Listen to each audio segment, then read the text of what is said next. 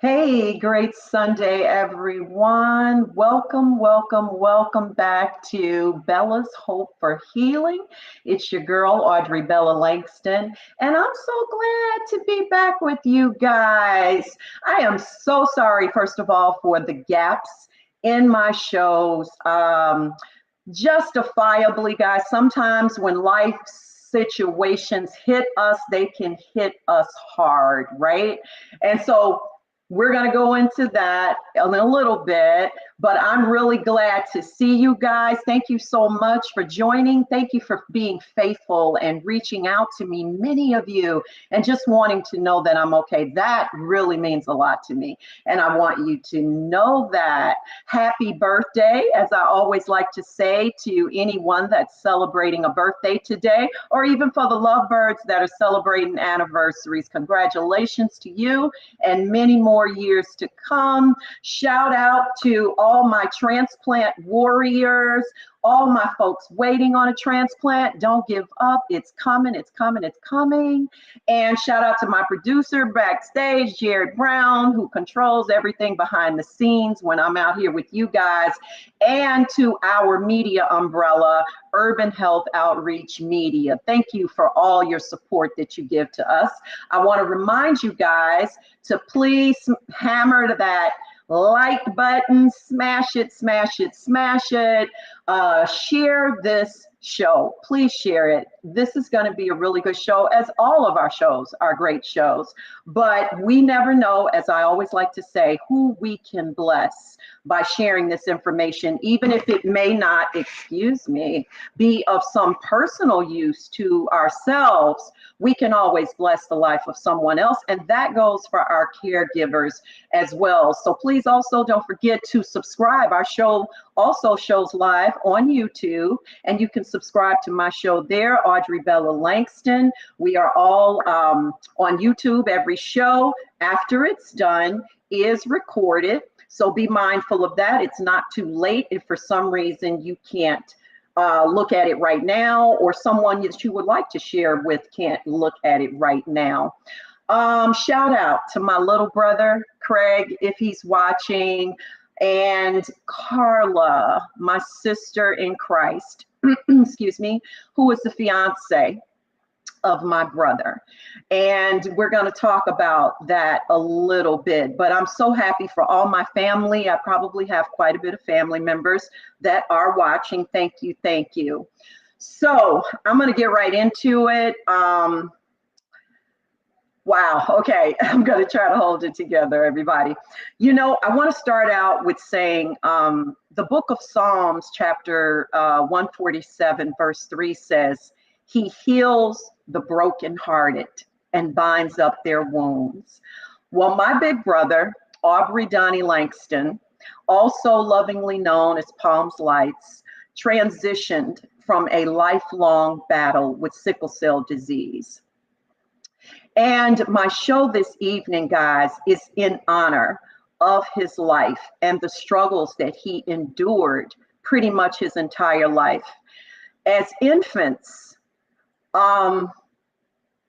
as an infant, I should say, when he was born, he was a baby that did not get to come home right away from the hospital. In fact, he was in there almost 6 months before he came home.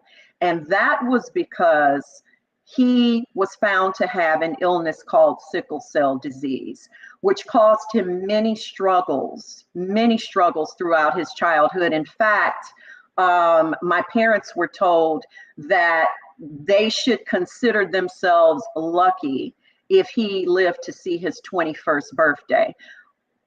But you don't get to say that. You're saying what the medical books say. God said different.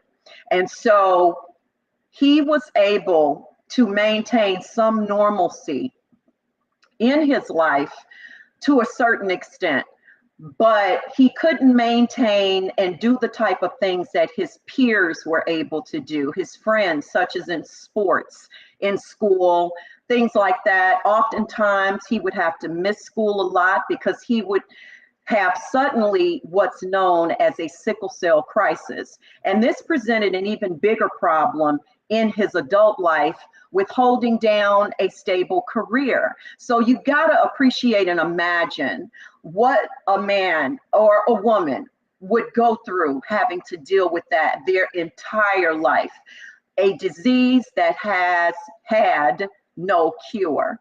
So even though he tackled all of this sickness and all these disappointments, he still kept winning. My brother had a great heart. He loved everyone. He loved his siblings, and we truly loved him. And everybody, you know, in our adult lives, we all live in different states, but yet we would be on the phone, checking on each other, laughing, talking, especially towards the end. I myself felt so blessed the day my brother asked me would I study the Bible with him. And it was just such an honor for him to ask me that, but also to be able to do it. My little brother and I, we both shared in that time. And I felt in my heart that God was telling me to have him recite the prayer of salvation, which is what I did, which is when you are giving your life to Christ. I knew that God had me do that for a reason, and I came to find out a month or two later why.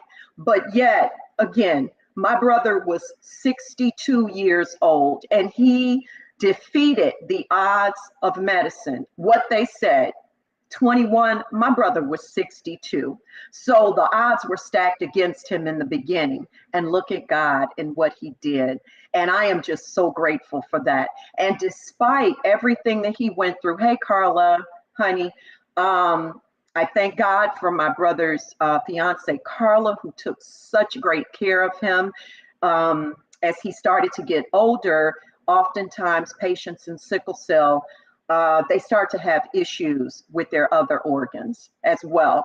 And so this show is all about this disease and the devastation that it can bring to the life of someone who is suffering from that. So that's what we're gonna get into tonight. And please hit that comment box, guys, if you guys have any comments. Hey, even let me know if anyone in your family, or if you suffer from that, whoever it is. I want to hear from you, you know, because my guest is gonna share some wonderful things with us. Shout out, I see you, Karen. Hello, my dear cousin. Hey, who is that? Philip, what's up, brother? Thank you so much for joining. So yeah, let's talk about now, before I bring my guest out, I have so much respect for doctors. As you guys know, I'm a recipient myself, right? But I'm gonna tell you, I got mad respect for nurses. To me, nurses are just as credible, in fact, even more so than doctors. They have to deal with the worst of the worst when they are taking care of patients, especially nurses that specialize in things such as dealing with patients with cancer, even this illness, sickle cell disease, other devastating illnesses when, oh my God, children, you know, the illnesses of children, especially children with cancer. Personally, I have always had a really soft spot for children and senior citizens. In fact, had I not been a police officer for my career, I would have definitely gone into some type of administrative area to represent women and children. I have seen so much as nurses have with regard to things like abuse and neglect of seniors. And I loathe that type of behavior. And so I just have so much compassion for them, for what you have to deal with every day and what you have to see, especially in this day and age that we're in now. So without further ado, I'm going to talk about a little bit about my guests. For more than almost about 40 years, if I'm not mistaken, definitely over 30, my guest, Pat, who resides in California, gave most of her life to the service of nursing. She began her career working at a variety of hospitals in various fields of nursing, including medicine, orthopedics, ICU, and mental health. After a few years, she accepted a position at the LA County University of Southern California Medical Center, and she chose to use her skills in service for underprivileged and low-income patients. I love that. Shows her heart. In 1979, Pat made a significant transition in her career after her talents were noticed by a well-known hematologist while she was volunteering for the Sickle Cell Disease Foundation. She became a nurse coordinator for Sickle Cell Disease Center, and which at that time, that in fact spearheaded her specializing in sickle cell disease for over 30 years, excuse me. Please welcome my guest, Pat CORLEY.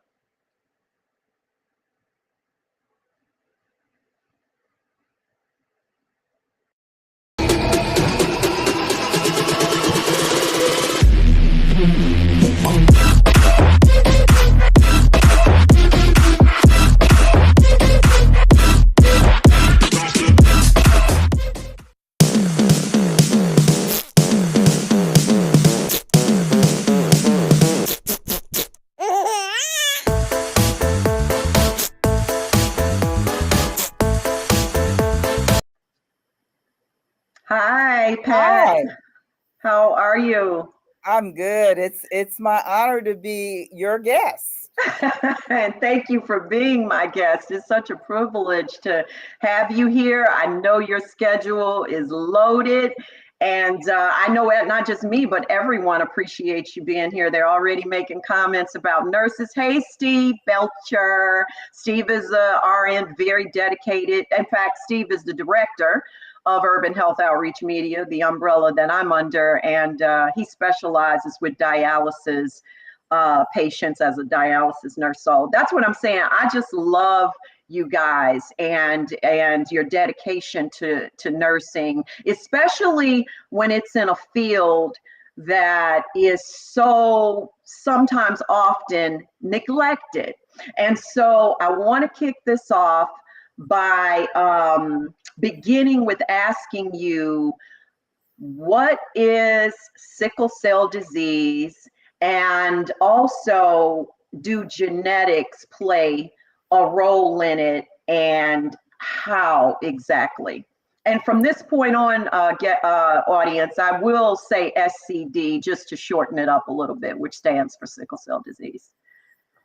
So, sickle Thank you. cell disease is a genetic condition, and it is autosomal recessive, which means that in order to have sickle cell disease, you have to get a gene from one parent for sickle hemoglobin and a gene from another parent for sickle hemoglobin or another abnormal hemoglobin.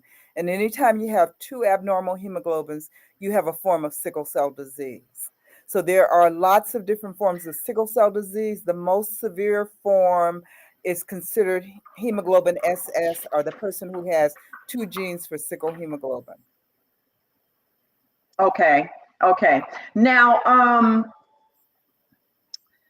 I want to ask, let's go back to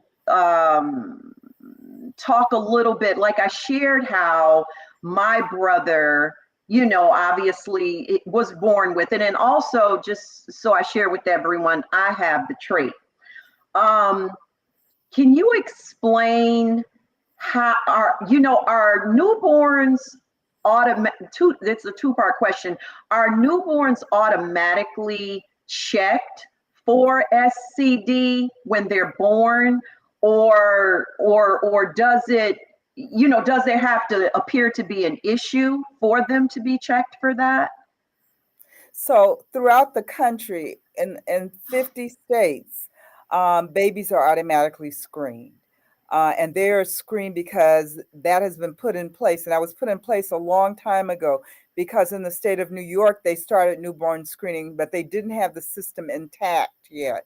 And so they screened all these babies and found some to have sickle cell disease. And those babies were sent home with no follow-up because people didn't really know how to do things yet. So now when babies are born, there's a heel stick that is coupled with a lot of other abnormalities that they screen for. Sickle cell disease is also screened for at the time of birth. So babies born with sickle cell disease, their parents are notified very quickly so that they can get them into care so that these babies aren't lost um, slightly after birth.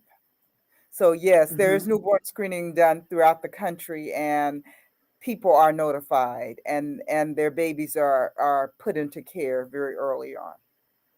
That's good to, yeah, that's good to know because I often wondered about that. Of course, when you're born with it, and you get older and it's not, the details of it aren't as talked about because I learned so much from it at a much later age. I mean, I didn't know what was wrong with my brother, when I was really young. I just remember him getting sick all the time, and so as I continued to get older and wiser as we get older and we understand things better, then it was kind of explained why. So let's talk a little bit about the complexity of how SCD skips a child as opposed to all the children of a mother and father's bloodline having the disease, if I said that correctly. So it really doesn't skip a child. What happens is, it's like rolling dice.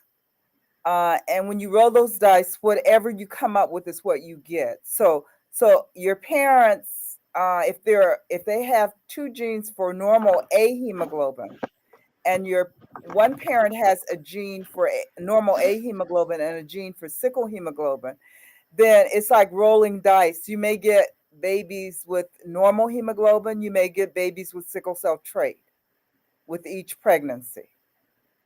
So with sickle cell anemia, both parents have to have a gene for sickle hemoglobin and they may have a gene for A hemoglobin. And just like rolling dice again there, you can get babies with normal hemoglobin, you can get baby with sickle cell trait, which is hemoglobin A and hemoglobin S, or you can get babies with sickle cell anemia, which is hemoglobin S and hemoglobin S from both parents. So it's like rolling dice. It's a chance that the parents are taking, not knowingly, because most people don't know they have sickle cell trait or they don't know they have a gene for abnormal hemoglobin unless they've been tested and someone has told them that. So most people who fall in love don't ask, do you have sickle cell trait or do you have some abnormal hemoglobin? They fall in love, and if they have a family history of having sickle cell in their family, then doctors will screen for it, but otherwise it's not normally screened for. Um, Mhm. and so you wind up with children with sickle cell disease as a result of that. So it's lack of information a lot of times that brings us Mhm. to that intersection, you know, um, Mhm. and that is the reason why we have so many children that are born with sickle cell disease. And even when those people are screened early on, if that information is not passed on, they won't know. And so they won't be able to say that I'm a person who carries a gene for sickle cell disease. People who come from families like yours, where there's a person with sickle cell anemia, would know to ask that kind of question. But the general public might not ask it. Yeah. And that's what, concerns me. Yeah, because that's the key out here now is asking questions. I mean, you got to ask questions. Excuse me. Hey, little brother, I see you. I'm so glad you're here. Now I'll use me for an example. I have two children. My son is the eldest, and and I have a daughter. My kids are almost 14 years apart. My gynecologist knew that I was a carrier of the trait. My son was fine, but my daughter actually ended up with with the trait as well. However, my son did not, and what you just shared with me, I'm really stunned because and this is why it's so good to get this information, because I literally thought it would definitely skip a child.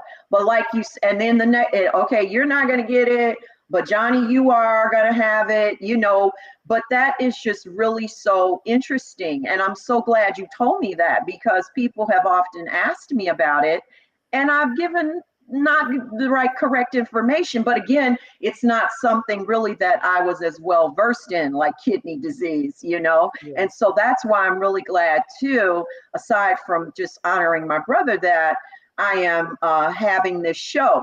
Now, let me ask you this, based on what I shared about my daughter having the trait, I'm assuming it's possible that the reason she, thank God, would not have had could have she have possibly had the disease had their dad had it, a trait? If their dad had had trait, she could possibly have had sickle cell anemia. Wow. Okay. Or if he had any other trait for any other abnormal hemoglobin, she could have had a form of sickle cell disease. So sickle cell disease is an umbrella term.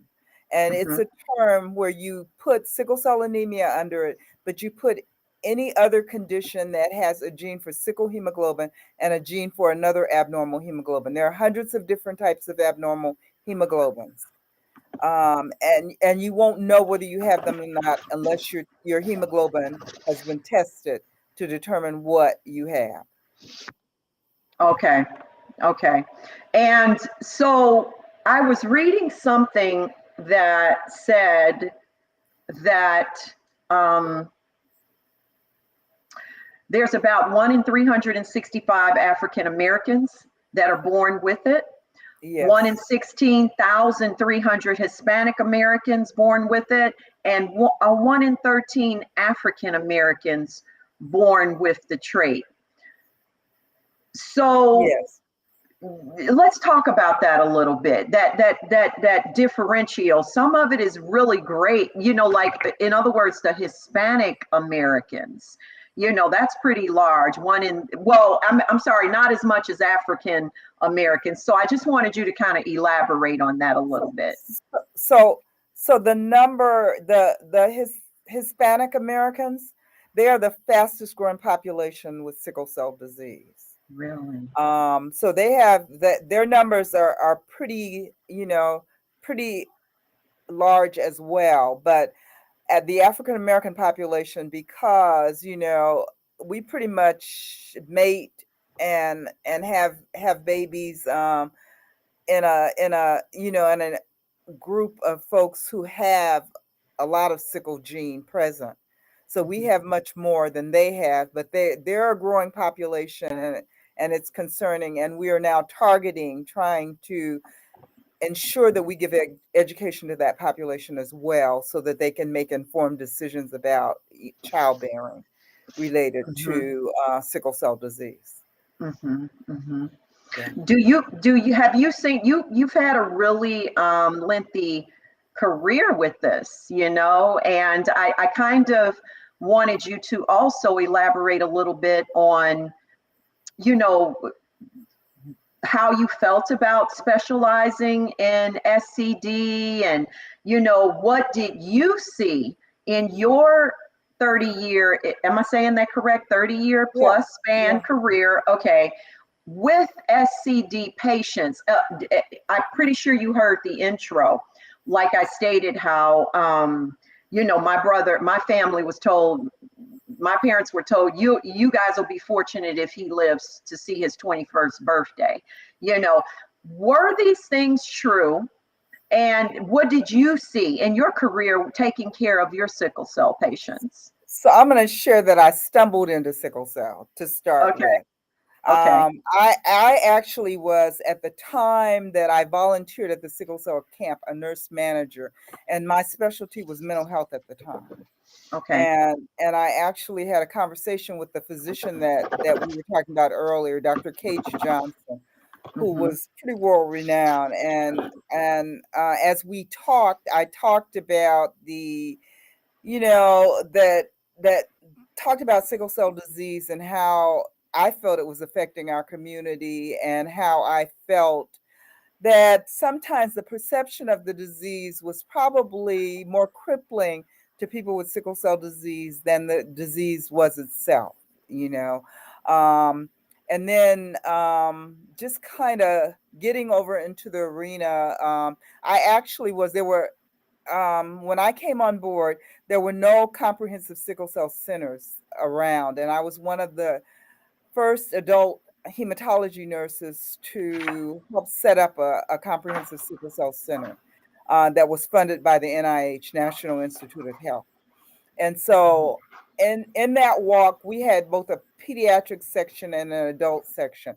And what I heard over and over again was this magical age that was given to people, by which they would only survive to be that age, you know. And my response was always to patients as I talked to them, that you're going to live until you die.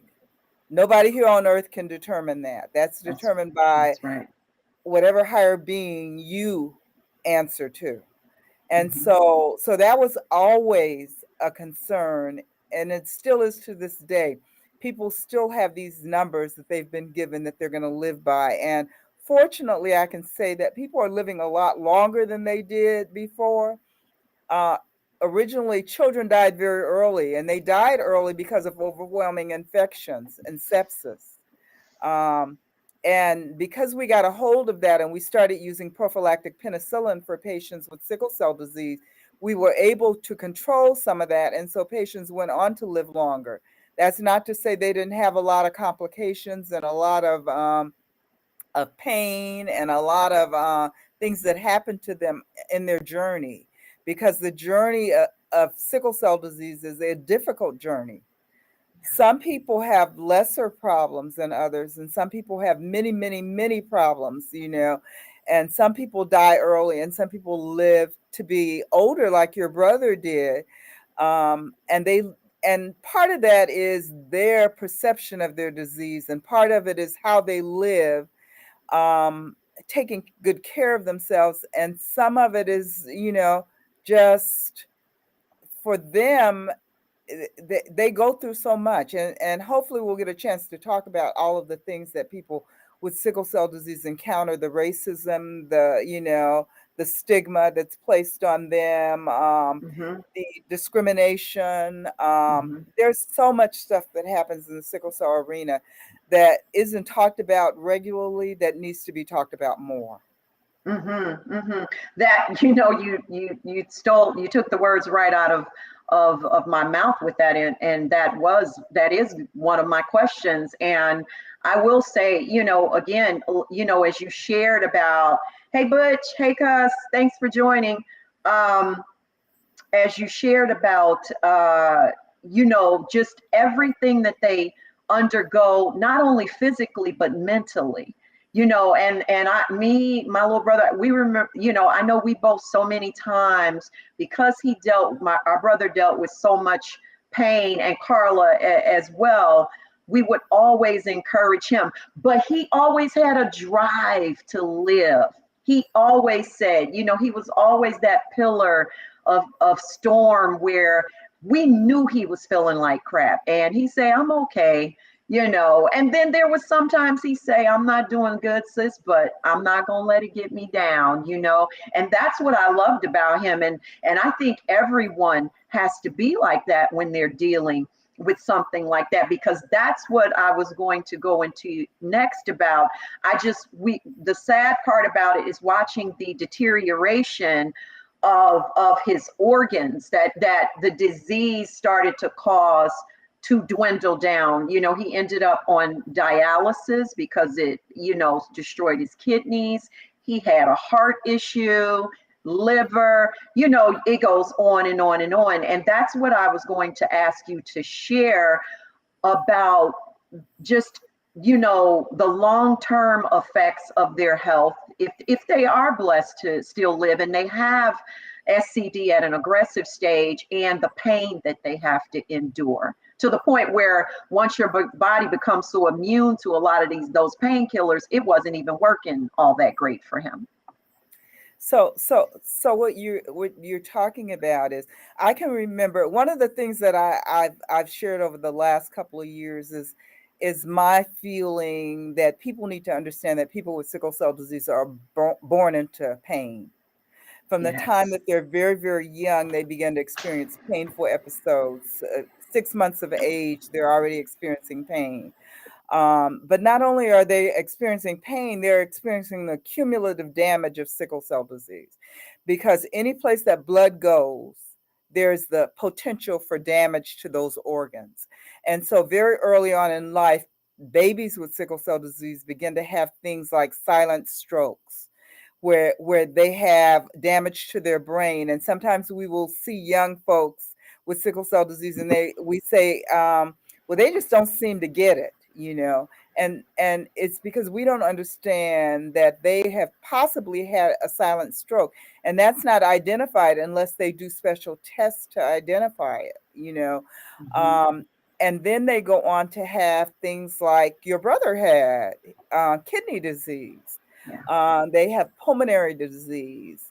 They have avascular necrosis, which is decaying of bones as a result of decreased oxygen to them. They have, you know, fractures related to damage to bones. They have eye disease where they can lose their vision as a result of sickling, uh, retinal damage. There's just any place that blood goes in the body, there's potential for damage to that area. And so people with sickle cell disease don't just live with that term, I have sickle cell disease. They live with the reality that sickle cell disease affects them in many, many ways, and it affects all the different organs of their body. And they get cumulative damage, which is combining of damage, to the point where life is really difficult for people with Yeah. sickle cell disease. You know, many people with sickle cell disease push through. They're the Mm-hmm. most resilient, the strongest group of patients that I've ever met, you know, because they have to encounter all the things they have to encounter. Plus, they have to encounter all the things that other people put on them unnecessarily. So Yeah. it is just really, really a difficult life. And I can remember being in high school and stuff, and junior high, and there were people that didn't come to class oftentimes, and I just felt in my head, though they are just, in the South we call it trifling. They're just trifling and Right. lazy, and they don't want to do their schoolwork, and they don't come to class. Well, Mm. lo and behold, when I became the sickle cell nurse, guess who I met? All those trifling and lazy folks that I had placed judgment on early Mhm. on, and had to repent for doing it Yeah. because I had no understanding of sickle cell disease. You know, and so Mhm. then I became aware of sickle cell disease. But there are so many people in this country that don't know sickle cell disease and don't know the consequences of living with sickle cell disease, and how it affects not just the person, but everybody who surrounds that person. And The that, I'm sorry. Hmm. the family Yeah. members, the school system, Yes. everybody who encounters someone with sickle cell disease, is affected and has an effect on that person. And we know in today's day and age, the world is not kind. and not Right. sympathetic. And that leads me right into my next question. And guys, please don't forget, chime in. Don't sit there and, you're here with us. I want to know your opinions, your thoughts, your questions, comments. Come on, let's go. Let's go. So SCD is, I believe it's 3 times more common as other genetic disorders in the US, yet it is the least talked about in the medical industry. Why do you feel that is? You know, And you I can be honest. I I mean, I I, mean, you're in an industry, so. I I really think it is because of the people it affects. You Mhm, know, um, and unfortunately, we who live and look, the same as people with sickle cell disease, we're already discredited and not believed and not accepted. And so for a person with sickle cell disease who's considered to not be a normal person, they are really going to get a lot more than we get. That there's disbelief about their pain and their suffering, that it's not as bad as they say it is. There's disbelief about their need to come to the emergency room or the hospital. Their need for opioids becomes a real problem because the people that we see most often on television who have opioid abuse disorders look like us. When that's not really reality. Um, so I think that people with sickle cell disease really get bad publicity, yeah. and they get bad publicity that leads people to disbelieve. And even in the nursing and medical school, we're not taught about sickle cell disease. We Mm-mm. might get a 30-minute discussion about what sickle cell disease is, and there's a one page in the whole book that we're studying out of that tells us anything about sickle cell disease. So part of it is just ignorance, part of it is lack of knowledge about sickle cell disease. Part of it is the misconception that sickle cell disease was cured back in the 70s, but it's alive and well, and it's affecting the same number of people. 100,000 people in the US are have been diagnosed, are known to have sickle cell disease. It is one of the Mhm, most, frequently occurring genetic conditions, and yet mhm, it doesn't get it's underfunded.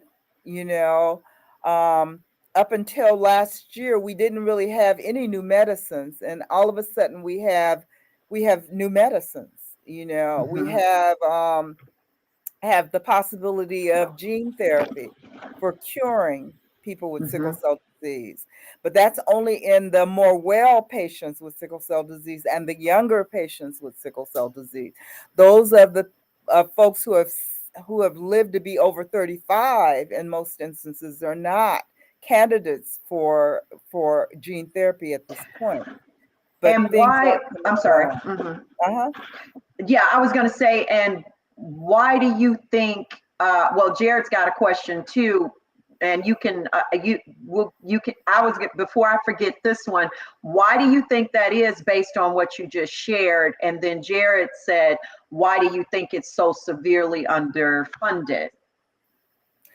I just think, we just don't have enough people pushing it forward, you know, and I think that other diseases have more folks who know how to push things forward, and we have fewer folks, and until we actually get to a point where we can really insist upon monies being set aside to treat and to cure sickle cell disease, we're going to continue to be underfunded. I just think on the government level, we have not, sickle cell disease has not been realized in the way that it should be realized. Hmm, hmm. my brother, my little brother, said that my brother was considered to be weak by many, but he was, yeah, he was one of the strongest people we knew. And that's so true. And oftentimes I can remember him always being in so much pain, and I would call, he'd be in the hospital, and we'd be call and check on him and talk to him or whatever, and he'd be like, they're not giving me hardly anything, it's not helping, it's not helping. And we knew then it was exactly what you said. They feel that you are, bullcrapping them regarding your true level of pain, like, and I never understood how they could think that, because here's the thing: if you knew anything about sickle cell, the way I would think, especially that a doctor would or should, you got to know the severe pain that they're in, that you can't give them some Motrin, or a low-end Tylenol 3 and think that it's going to help their pain. It's just not like that. Absolutely. Absolutely. And that's a major problem even today. I can't tell you the calls that I get from warriors with sickle cell disease who are in the hospital, who are being undermedicated and talked to in ways that they don't deserve to be talked to, and questioned about the reality of their pain and their suffering that they're going through. When we all know, those of us who know people with sickle cell disease know that they're not going to go to the hospital unless they absolutely have to. Mm-hmm. They're going to stay at home and try and manage until, it's the wee hours and there's nothing else they can do, and they have to go to the hospital. And so that that disbelief that goes on, is really, really grounded. It's been around a long time. It hasn't changed. People with sickle cell disease go through it all the time. Every experience they have is an experience of suspect, and even to the point when they're young children, when the doctors are introducing parents to sickle cell disease, they share, now you don't want to use all those opioids because your person is going to get addicted, and then they're going to have a lifelong life punctuated by addiction, so that it makes family members even reluctant to believe the level and degree of pain and what you should be using to manage that pain. Yeah, Carla, who is my brother's fiance, she had made a comment saying that there's so many different side effects to the medications, and she and I have had conversations, about that, where she felt, based on what you just shared, she felt that he was requesting some of them too often, outside of the, let's say, 4 or 5 hour time span to which he was probably supposed to take another, but and you're right. The last thing you want is to get on that and be dealing with an entirely different addiction, but they also become so, again, I feel, do you feel that they become so immune to some of those lower end pain killers that they just stop working after a certain point? So the reality is that anytime you're taking opioids, you get a tolerance to those medicines. And that tolerance means that what worked for you before does not necessarily, that amount work for you now. So sometimes you have to graduate the amount of medicine that you're getting in order to get the same effect. And so people do get concerned about that, but there have been studies done, and less than 1% of the sickle cell population has a problem with drug addiction. And so 1% is so much smaller than the general population, that it should be, the person needs to be treated. And even if you have an addiction, you treat that pain and then you deal with that addiction afterwards. You make referrals, you see that the person gets the help they need, but the immediate issue is a painful episode that is interrupting that person's life and needs to be treated in a way, in a respectful way, and helping them to move from that point to the next point, by treating their pain and giving them some quality of life. Because when you're in pain all the time, how much quality of life can you have? Not much. Exactly. And so I always tell people, yes, you may have a concern about them having addiction, but you have to know that people who take medicines often and regularly are going to need more medicine. You're going to eventually have to graduate that dose. You can't stay at the same dose and expect them to get the same effect. So though we have those concerns, we're always talking with patients and trying to ensure that they get what they need in order to have life, because living life is important, particularly when you have a chronic disease that affects your life in every way on every day. And, can you share with the audience, guys, what this was always called? I don't know if they're still using this term, Pat, so you can let me know. When my brother would get really, really sick, where we knew he was, before I think it started to affect other organs, we knew we was just pretty much dealing with the sickle cell itself, right? And the effects of that. However, at that time, what it was called was a sickle cell crisis, which is what would, take him to the ER. Is that term still being used? And if so, can you share with us what exactly is a sickle cell crisis? What happens with that patient? What's going on? So it is still called a sickle cell crisis by some. Some people call it a painful episode, but it is just the sickling that occurs in the body. And like I said, you can have pain in one or many organs at the same time, or places of your body at the same time. And usually patients have a pattern of pain. So they can tell you that my back, I know when I'm getting into a painful episode or a crisis, my back starts hurting, or, my leg is hurting, and, they pretty much know what their pattern is. Usually painful episodes are self-limiting. So they may last from a few days to, a week or so, but patients usually get through those. And we used to think that they were going to die as a result. We learned over time that they hurt like hell. Sometimes you wish you'd die, but patients usually don't die from painful episodes. They die from the complications of sickle cell disease, like kidney disease and heart disease and lung disease and, all the other things that happen to them. But it is still called a painful episode or a painful crisis, as it was many years ago.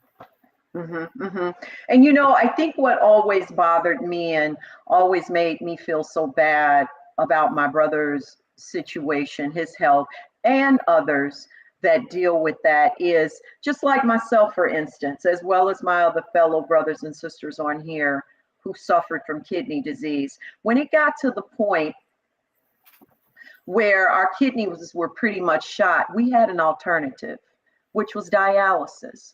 And it's not to say that dialysis always makes you feel better. It really doesn't. You have good days and you have bad days. But what it is designed to do is prolong your life till they can get you, if in fact a transplant is doable for you. Not everybody is in a position where they can get a transplant right away, depending on their individual health.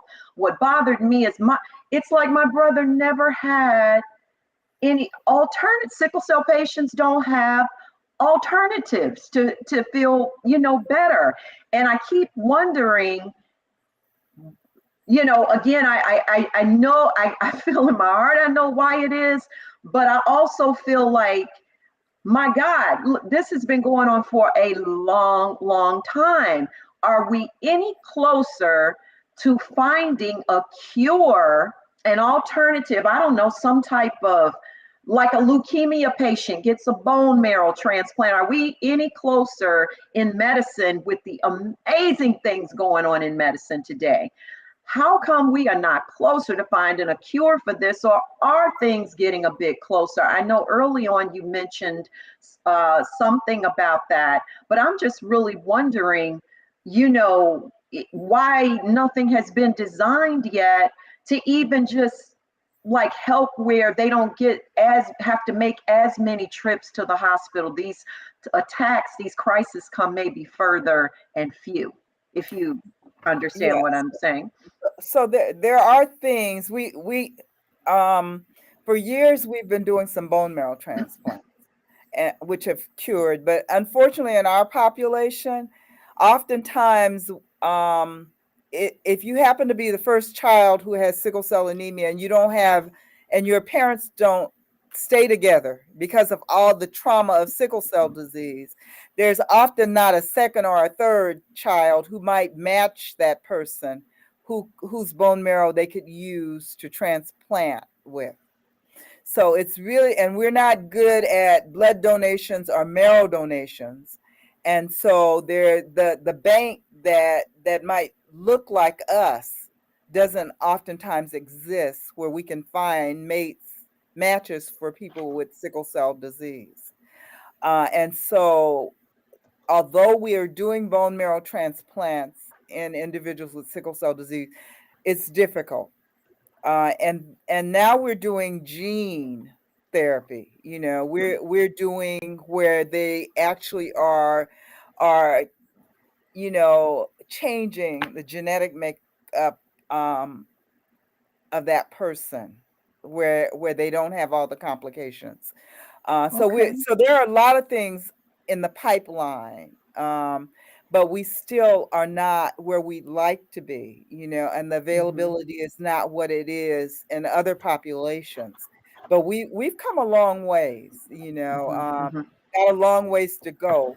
Unfortunately, because sickle cell disease is such a devastating condition, unless we can keep people as healthy as possible, they won't even be eligible for those treatments, So it's a matter of keeping them, their disease pretty much under control so that it doesn't damage all their organs and stuff. Because if it damages all their organs, there's no point in transplanting them. And so we are doing a lot of stuff. There's a lot of stuff going on that's coming down the pipelines slowly, but it is coming, and there are people who have now had some of these therapies and are cured from sickle cell disease. But even when you get a cure, we have to remember that we're not changing the genetic makeup of that person so that if they have children, they can still pass on that sickle gene. And I always felt that, and kind of my brother was a little apprehensive about becoming a parent because of that very reason, which I can understand, because that's a really scary thing to not only know, you don't even know how long you're going to be here, but to bring a child in and then feel like I'm probably not going to be around to raise this kid, so my child's mom is going to be on her own. I totally understood that. That I understand the concept of feeling, that way. I do, because the probability is so great. But how does it affect, or are people who are trait carriers, do they actually have any effects from sickle, from being a carrier of the trait? So there are people who report that they have effects from being a trait carrier, and they are now studying trait more extensively to find out, how trait really does affect folks. There is a lot of stuff being done in the school systems and on the athletic teams, because we were seeing a lot of death of athletes with sickle cell trait. Really? After working out under extreme temperatures and stuff. And so as a result of that, they're studying it. And also we found a rare kidney cancer related to sickle cell trait. People with sickle cell trait have. And so they're studying sickle cell trait to definitely be able to explain everything they can about sickle cell trait. But for right now, the pain and the suffering of people with sickle cell anemia is not transferred over to people with sickle cell trait, although there are some people with sickle cell trait who describe pain and suffering. And you said, I'm sorry. It's being studied. It's being studied. It's being researched right now. Okay. I'm just curious, aside from what you shared regarding like the things with some athletes, what were some of their main complaints for those who with the trait did say they were experiencing certain things? Just some pain and extremities Oh, and stuff, okay. you know. Okay. But we're really concerned about the kidney, you know, the kidney cancer that we've seen that occurs in people with sickle cell trait. So that's being followed as well. Yeah. Yeah. Now, tell me about in your industry and dealing in this industry for so long, are there many doctors? You know, we have specialists. My specialist is, you know, the specialist of kidney is nephrologist, and specialist of diabetes is endocrinologist, and so on and so forth. Is the specialist for anyone suffering from SCD the hepatologist? Excuse me, hematologist? Yeah, those are the specialists for people suffering with sickle cell Blood. disease. Okay. Yes, but there's a real shortage of those docs who want to focus on sickle cell disease, because you don't Let's make a whole talk lot of about money. that. You don't make Yeah, a that's whole lot of money in hematology if you focus on people with sickle cell disease, because many of the patients with sickle cell disease their insurance is through, you know, it's public insurance, you know, and so you're not paid as you are for other conditions, you know, and so it's very difficult sometimes to get doctors who want to specialize in sickle cell disease. It's those doctors who really have a heart for people who suffer from sickle cell disease that take care of patients with sickle cell disease. It also is, taking care of people with sickle cell disease is not the easiest task, because they have so much episodic disease where they have a lot of pain, and you know, there's death of patients, and you know, there's just a lot of things that make you, you know, a little bit reluctant to take on sickle cell disease. And we want them to be reluctant unless they have the heart to take care of people with sickle cell disease. We don't really want them to take care of them, because people with sickle cell disease get enough trauma already without having trauma from the person who is supposed to really be there for them.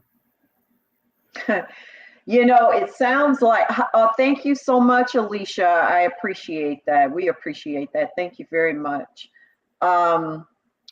It sounds like we're talking about, as I shared earlier, you know, underprivileged, lower income, which oftentimes, you know, are definitely, you know, African American, Hispanic community. You know, and I think even I saw where my brother shared earlier something to that nature, where he felt it kind of sounded like that too. And it's really sad. And I understand what you said about the doctors. I can understand their standpoint in that. But I also find it interesting, I found it interesting once when, you know, I was seeing a new gynecologist, and it was a male, and he knew nothing. I was going through menopause, and this man knew nothing about it. And I'm sharing things with him, and I'm like, why is this dude sitting here looking at me like I'm talking out of space, you know, stuff or from another planet? And I said, I'm not understanding why I feel like you can't relate to what I'm saying. And I'm having some trouble with that. Is there a problem? And, because, we deal with so much. That's a part of being a woman. And he said, well, I'll be perfectly honest with you. We didn't learn a whole lot about that menopause in medical school under gynecology. He goes, yeah. I'm like, you are kidding me. So how are you going to be of any benefit to helping a woman? I wasn't, but I'm like, oh my God, because my relationships with my doctors are very important because I'm that person. I'm on it with my health. I'm knowledgeable. I'm going to ask you questions and I need you to be ready. I need you to be able to give me some type of answers. And that's just so frustrating. And I guess I never hear too much about SCD doctors, who, just in my dealings with hospitals and stuff. And so that's what prompted me to, ask you about that, because I think that you should have to have some expertise in certain to a certain extent in a lot of these in some of these areas. I agree with you, but they're given the option of choosing what they think is Mm, important, mm, for their mm-hmm. career path. And so if you don't choose sickle cell, I'm probably happy about it because that means you don't have a passion for it. Right. and I, and as I you don't need you yeah. there blocking. Right. And as you said, they deal with enough mentally, the things Yes. that, they're dealing with with their health. So that's understandable. What, in your opinion, what do you feel is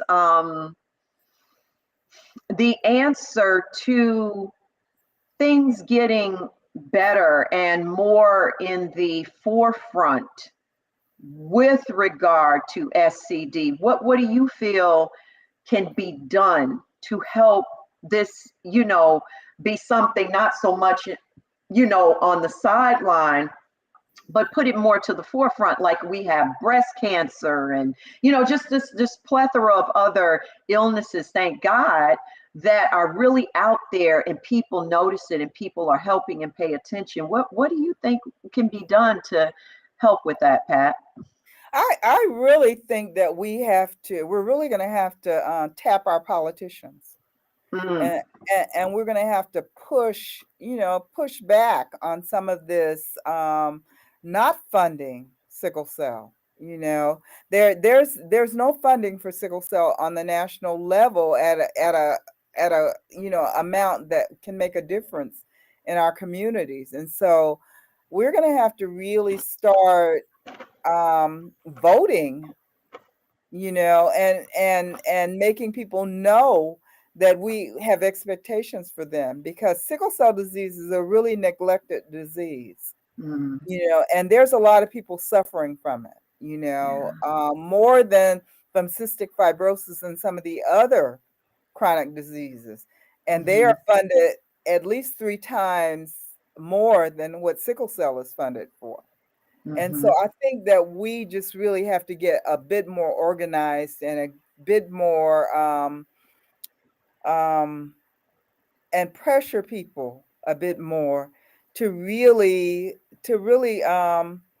take care of people with sickle cell disease in a better way, and ensure that they don't have to go through what they have to go through, and then to make sure on a local level, that on a national level and on a local level, that we embark upon making people accountable for not um, doing what they should do for people living with sickle cell disease. We in California are now embarking on what we're hoping to do, some things within the hospital settings to ensure that people with sickle cell disease get what they need, because all too often we're called by patients to say that they're being mistreated in the emergency room, being mistreated once they get into the hospital, are not being given the medicine, are not being given medicine that will stop the itching when they receive the opioids.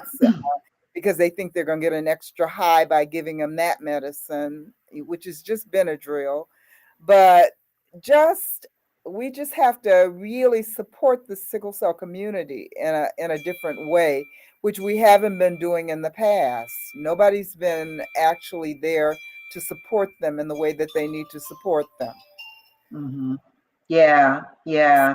And So that, yeah. And that's, it's sad, but it totally makes sense. And oftentimes these type of things do have to be, you know, brought to the forefront through politics. That's the key, you know, as yes, well, you yes, know, the politicians, and, you know, just really going to, you know, coming together, not just one or two people, but as a, you know, unit at large. I mean, you know, in every city, every state, you know, because, and it's not like the numbers don't warrant this type of, you know, yes. this type of confrontation, you know, about it. And so you are so right about that. And I just really pray that, you know, more people, and I'm going to get with you a little later about that too. In fact, that's what this was going to be my next question.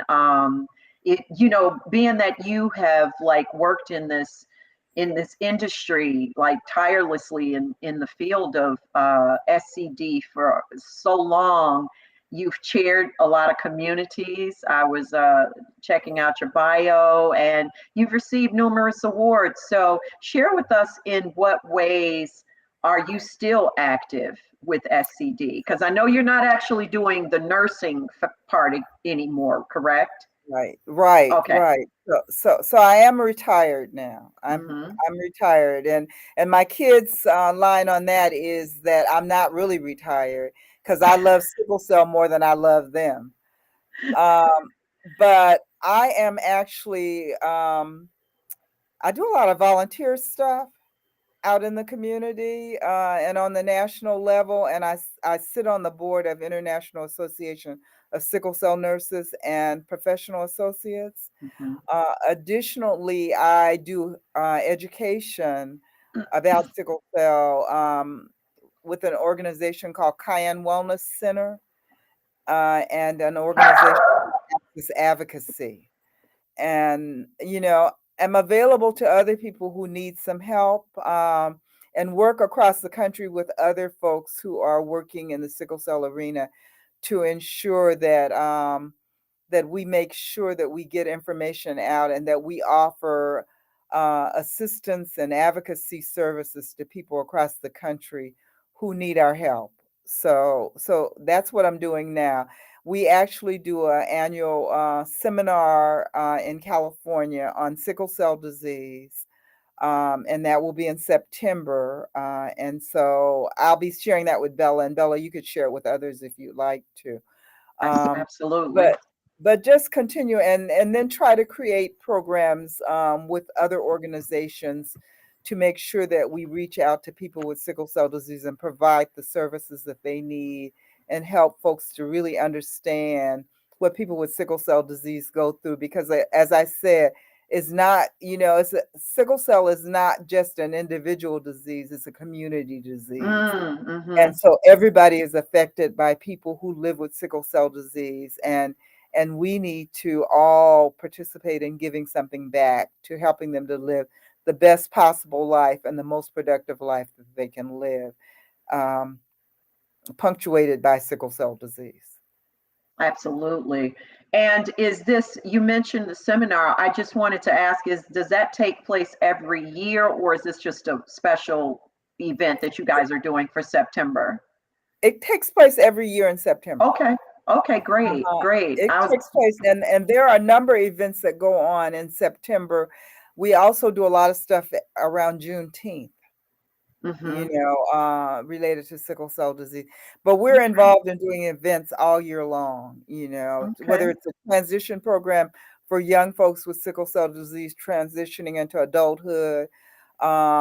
We do stuff where we do fun kind of things Mm-hmm. with young folks with sickle cell disease to help them at the same time and educate them about sickle cell disease. Mm-hmm. Mm-hmm. Yeah. Is there a website that people can go to, for further information? And also, is there any donations accepted towards, Ye- the furtherance of this? Yeah. So Cayenne Wellness Center, Okay. which is Carolyn Raleigh's organization here in Los Angeles, Mm-hmm. is a 501c nonprofit. Okay. And she works with clients. She has some federal funding from the government to work with clients all over the state of California. Mm-hmm. But there also are organizations all over the country that are 501c3 nonprofit organizations that are out there working with people with sickle cell disease, Mm-hmm. to try and make a difference and make sure that they get the services that they need, as well as the education that they need, helping them to identify who are doctors who really know sickle cell disease, and making referrals. So there's a lot of things going on. Carolyn has a website, and you can just Google Cayenne Wellness Center, and she does accept donations. The donations that we really like to get are donations that fund our patient program that Mm-hmm. allows us to, when patients are having financial difficulties, to be able to help pay rent or help them with Mm-hmm. things that they really need to do. Say, for instance, Right. their car broke down, they can't get to their appointments. We help them to get their car repaired, but just do a lot of things. And Carolyn is a woman living with sickle cell disease. So she Yes. knows what people with sickle cell disease are going through. And I Yeah. met her actually as a graduate student when she was a graduate student, and I was running a support group, which we provide support groups all over, for people living with sickle cell disease. And so she joined my support group, and we began being connected at that point. And I've kept track of her all these years and worked with her, in her organization to ensure that people with sickle cell disease get what they need. The person that I work with at USC said I deserted him to come out into the community, and I just felt like I had done a lot in an institution on an institutional level, and it was now time for me to transition to work out in the community so that I could make sure that those services that I was providing within that institution were provided to people um, throughout, outside of that institution. And so I am working jointly with her and a number of other organizations. I've spoken for organizations in Florida, in DC, across the country, to help other folks to be involved with sickle cell disease. And recently, I was privileged to be a part of a boot camp for nurses where we educated nurses about sickle cell disease and how they can be impactful to make sure that people with sickle cell disease get what they need. And we're going to be taking that on the road to places all over the country, Oh, that's um, great. better understand sickle cell disease and how to take care of people with sickle cell disease. So Mm. involved in a lot of things out in the community, in the church, and different places to make a difference for people living with sickle cell disease. Yeah, that's awesome. That speaks so many wonderful things in itself, and I have no doubt that you guys are going to continue to be that voice out here. Carla had a question. Oh, and by the way, let me just say again, that was Cayenne Wellness Center. I'm pretty sure that's probably spelled CAYE like the pepper, right? Is that correct? Yes, Okay, yes. great. Great. And if you guys, whoever doesn't catch that, you can always inbox me and I'll give you that information again. Carla had a question. What do you think about holistic health? And I'm assuming she means in relation to a SCD patient. Yes, I think holistic health is good. It's just taking the things that we know are good for us, and trying to manage some of sickle cell disease. There are times when it may not work for that person, but that certainly should be part of their tool chest in living with sickle cell disease. Holistic health is important, making sure that you're drinking lots of fluids, lots of water, making sure that you're eating a good healthy diet with all of the things that, the green vegetables, the leafy vegetables, all the things that you would normally eat, a good diet. All of those things are good. The walk through life with sickle cell disease has to be a planned walk, where you really, really put into place all those things that you found that work for you. And so I don't tell people to do anything. I think you should have all the fun you can have and live life to its fullest, as those of us that don't have sickle cell disease do. Not a whole lot of alcohol and drinking and partying, but just doing things that are healthy and will enhance your life, in a way that it makes life worth living. So yes, I think you should practice holistic health. Mm-hmm. I think you should practice, use the doctors when you need the doctors, eat well, rest as you should rest, exercise, do all the things that anybody else should do, because you still have a body even though you have sickle cell. You you have sickle cell disease does not have you. There you go. That's right. That's a perfect way, perfect thing to say to bring this to a close. It does not have you, and that's in every aspect of any health, any health illness. It's all about state of mind and how important it is to stay as positive as possible. So thank you so much, Linda. I appreciate that. I apologize. I'm just now able to tell you that. I thank you so much, Pat, for coming here and spending part of your Sunday enlightening us on SCD.